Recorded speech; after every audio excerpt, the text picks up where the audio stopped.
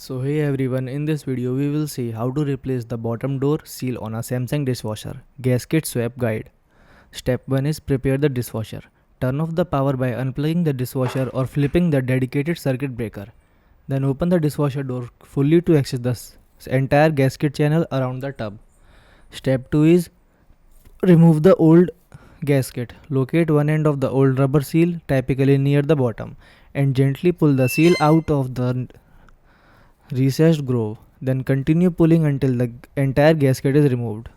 Step 3 is clean the channel. Dip a sponge in warm soapy water, then wipe down the channel to remove tapped debris, food particles, or mineral buildup. Use a soft cloth to dry the channel completely before proceeding. Fourth step is install the new seal.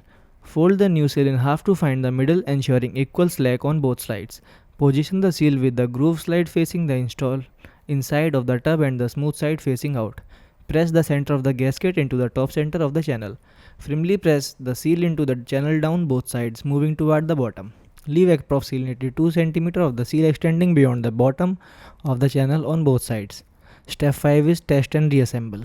Close and open the door multiple times to ensure the new gasket seats properly. Check that the gasket is not obstructing the latch.